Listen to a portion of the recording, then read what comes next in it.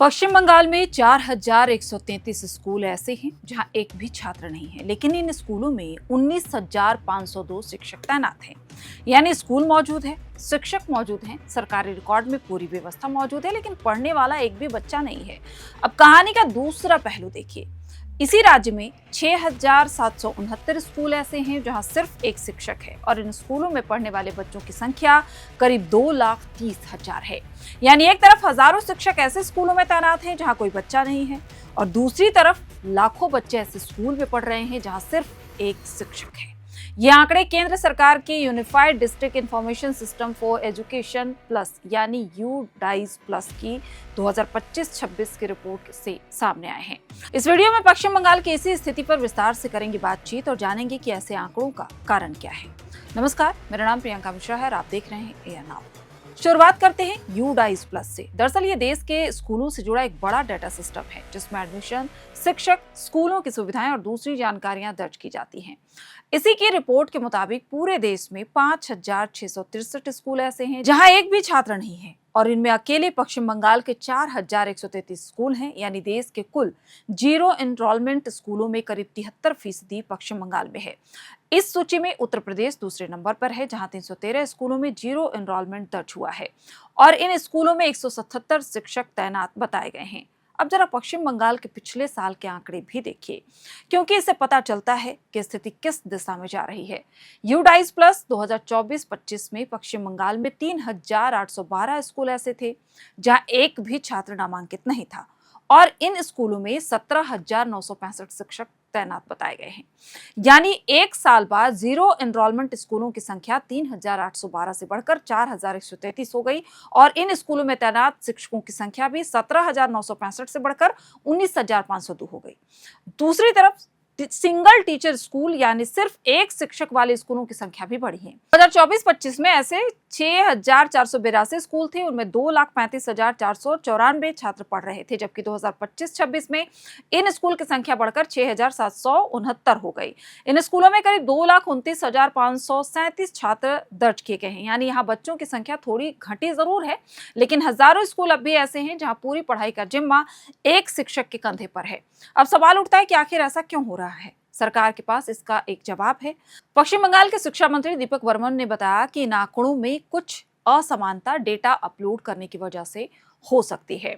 उनका कहना है कि कुछ निजी स्कूलों ने पोर्टल पर शिक्षकों की जानकारी तो अपडेट कर दी है, लेकिन छात्रों का डेटा ठीक तरीके से अपडेट नहीं किया गया है। लेकिन अगर हम मान भी लें कि कुछ स्कूलों का डेटा गलत अपलोड हुआ है, तब भी सवाल पूरी तरह खत्म नहीं हो जाता, क्योंकि राज्य की शिक्षा व्यवस्था से जुड़े दूसरे आंकड़े भी शिक्षकों की कमी दिखाते हैं। यूडाइज प्लस के मुताबिक पश्चिम बंगाल का पपल टीचर रेशियो यानी पीटीआर 30 है। देश में इससे खराब पीटीआर सिर्फ झारखंड का है, जहां ये आंकड़ा 36 है।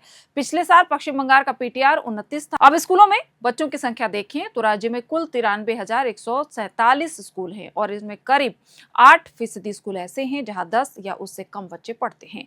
दूसरी तरफ करीब 8.5% स्कूल ऐसे हैं जहां 500 से ज्यादा छात्र हैं। यानी एक तरफ बहुत कम बच्चे वाले स्कूल हैं और दूसरी तरफ ऐसे स्कूल हैं जहां छात्रों की संख्या बहुत ज्यादा है। इसी असंतुलन को देखते हुए राज्य सरकार अब शिक्षकों के रेशनलाइजेशन की बात कर रही है। शिक्षा मंत्री के मुताबिक जिन स्कूलों में जरूरत से ज्यादा शिक्षक हैं, वहां से शिक्षकों को उन स्कूलों में भेजा जा रहा है जहां शिक्षक नहीं है या सिर्फ एक शिक्षक के भरोसे स्कूल चल रहा है।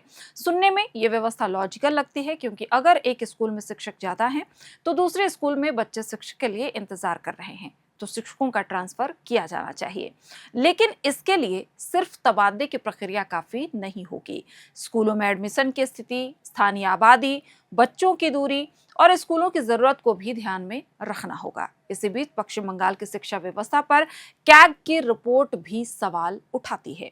कैग ने 2019-20 से 2023-24 के बीच समग्र शिक्षा अभियान का ऑडिट किया था। रिपोर्ट में 520 स्कूल ऐसे मिले जहां एक भी शिक्षक नहीं था और इन स्कूलों में कुल 8,596 छात्र थे। इसके अलावा 5,152 स्कूल ऐसे थे जहां 1,76,000 से ज्यादा बच्चों के लिए सिर्फ एक शिक्षक था।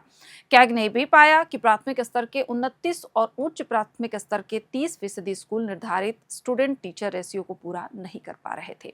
प्राथमिक स्कूलों में 31,684 और उच्च प्राथमिक स्तर पर 2,058 शिक्षकों की कमी बताई गई। एक तरफ जीरो एनरोलमेंट स्कूलों में हजारों शिक्षक तैनात हैं, दूसरी तरफ कई स्कूल ऐसे हैं जहां शिक्षक जरूरत से कम है। ममता बनर्जी सरकार के दौरान शिक्षक भर्ती में बड़े पैमाने पर गड़बड़ी के आरोप लगे थे। तत्कालीन शिक्षा मंत्री पार्थ चैटर्जी समेत कई नेताओं और अधिकारियों को गिरफ्तार किया गया था। इसके बाद सुप्रीम कोर्ट ने 25,000 से ज्यादा स्कूल सर्विस कमीशन नियुक्तियों को रद्द कर दिया था। वर्तमान सरकार डेटा में गड़बड़ी ठीक करने और शिक्षकों के रेशनलाइजेशन की बात कर रही है, लेकिन असली परीक्षा इस बात की होगी कि ये बदलाव जमीन पर कितना दिखाई देता है, क्योंकि स्कूल शिक्षा का मतलब सिर्फ स्कूल की बिल्डिंग, शिक्षक की पोस्टिंग या सरकारी पोर्टल पर दर्ज आंकड़े नहीं है। शिक्षा व्यवस्था की सबसे अहम इकाई बच्चा है। सवाल यही है कि जिस स्कूल में बच्चा पढ़ने पहुंच रहा है वहां उसके हिस्से का शिक्षक मौजूद है या नहीं। पश्चिम बंगाल के आंकड़े फिलहाल इसी गड़बड़ी की कहानी बता रहे हैं और साथ ही एक सीधा सवाल भी छोड़ रहे हैं कि जब बच्चे और शिक्षक दोनों सरकारी व्यवस्था का हिस्सा हैं तो फिर दोनों एक ही जगह पर एक साथ क्यों नहीं मिल रहे हैं। ये पश्चिम बंगाल की खबर थी जिसे हमने आपको बताया, लेकिन ये हर बच्चे और हर स्कूल से जुड़ी कहानी हो सकती है। तो इस पूरे मामले पर आपकी क्या राय है, कमेंट करके ज़रूर बताइएगा। और जो भी अपडेट और जो भी खबरें इस तरह की आती रहती हैं, तमाम देश दुनिया की खबरें, कहानियाँ, किस्से आपको हमारे चैनल पर सुनने और देखने को मिल जाएंगे। तो हमारे चैनल से जुड़िए, हमारे फेसबुक पेज को आप फॉलो कर सकते हैं, इंस्टाग्राम को भी फॉलो कर सकते हैं, ट्विटर पर अपडेट के लिए आप हमारे साथ जुड़ सकते हैं।